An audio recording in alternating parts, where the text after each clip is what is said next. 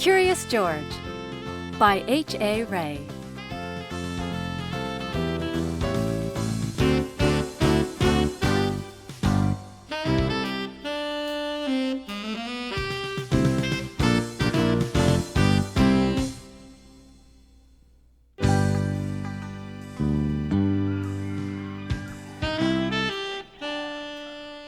This is George. He lived in Africa. He was a good little monkey and always very curious.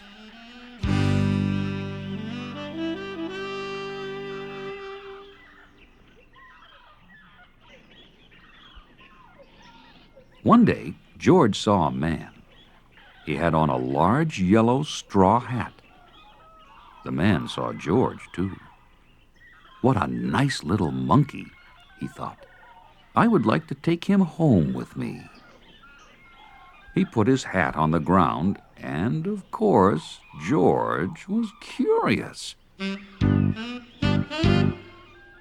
He came down from the tree to look at the large yellow hat.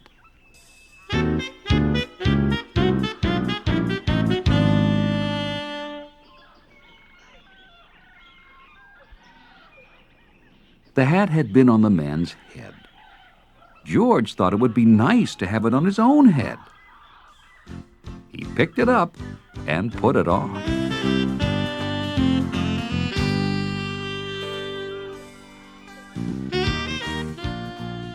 The hat covered George's head.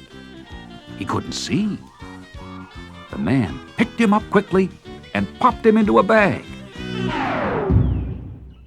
George was caught.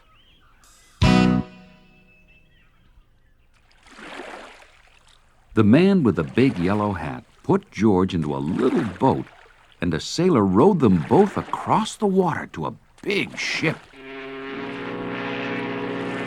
George was sad, but he was still a little curious.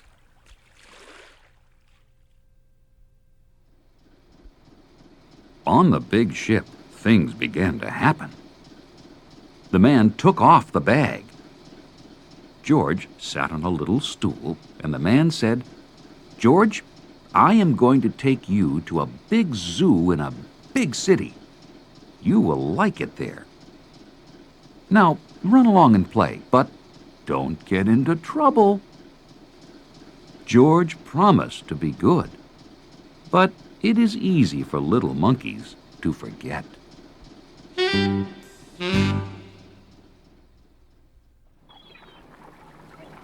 On the deck, he found some seagulls.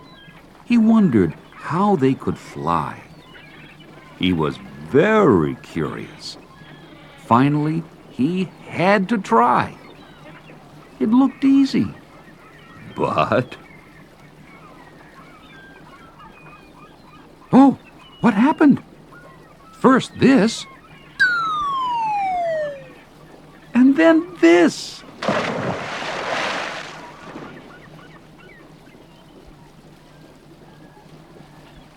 Where is George? The sailors looked and looked. At last they saw him, struggling in the water, and almost all tired out. "Man overboard!" the sailors cried, as they threw him a life belt. George caught it and held on. At last, he was safe on board.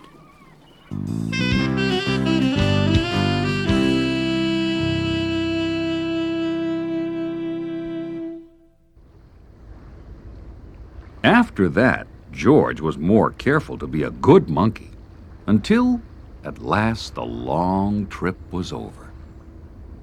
George said goodbye to the kind sailors, and he and the man with the yellow hat walked off the ship onto the shore and on into the city to the man's house.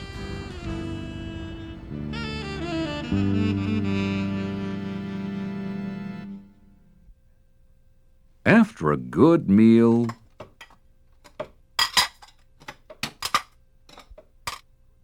and a good pipe,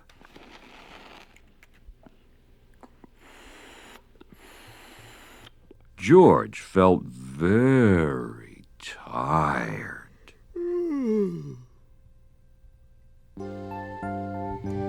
He crawled into bed and fell asleep at once.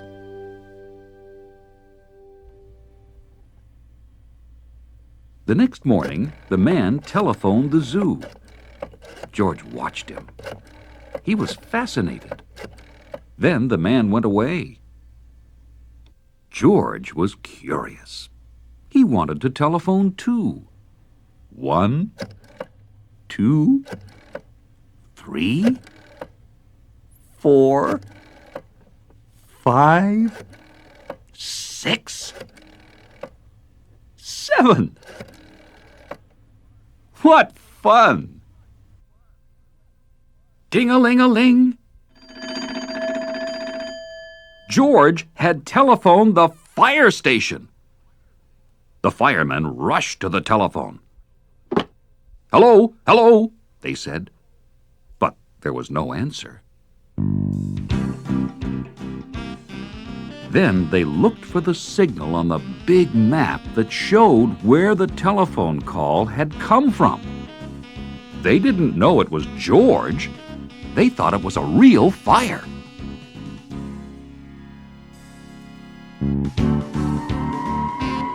"Hurry, hurry, hurry!"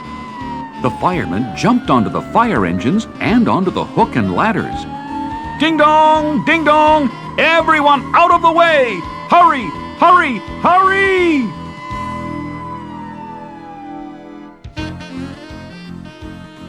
The firemen rushed into the house. They opened the door. No fire. Only a naughty little monkey. "Oh, catch him! Catch him!" they cried. George tried to run away. He almost did, but he got caught in the telephone wire. And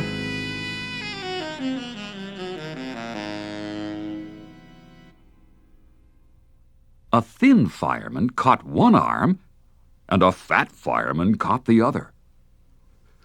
"You fooled the fire department," they said. "We will have to shut you up where you can't do any more harm." They took him away and shut him in a prison.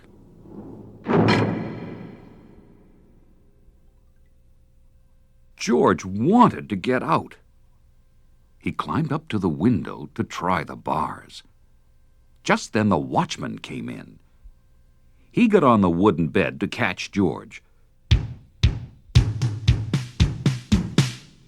But he was too big and heavy. The bed tipped up.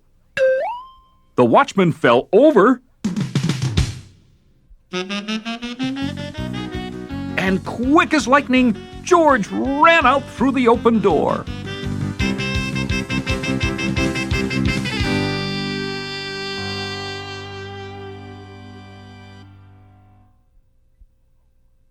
He hurried through the building and out onto the roof. And then he was lucky to be a monkey. Out he walked onto the telephone wires. Quickly and quietly over the guard's head, George walked away. He was free!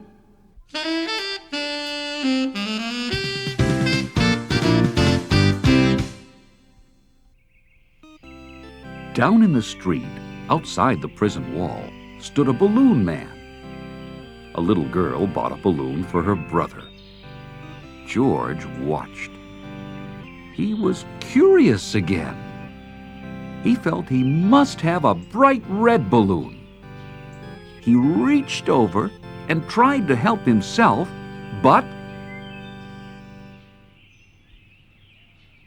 instead of one balloon, the whole bunch broke loose. In an instant, the wind whisked them all away, and with them went George, holding tight with both hands.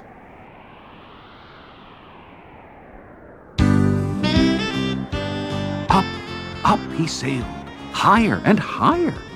The houses looked like toy houses, and the people like dolls. George was frightened. He held on very tight.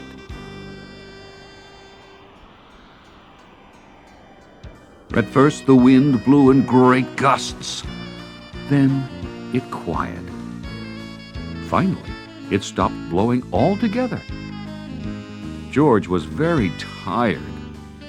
Down, down he went, bump, onto the top of a traffic light. Everyone was surprised. The traffic got all mixed up. George didn't know what to do, and then he heard someone call, "George!" He looked down and saw his friend, the man with a big yellow hat.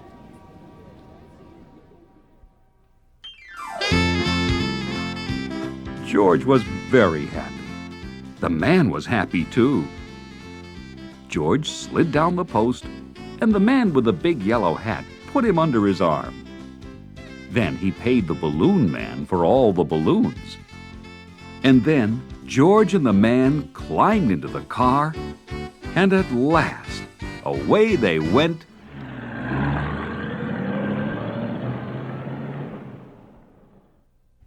to the zoo.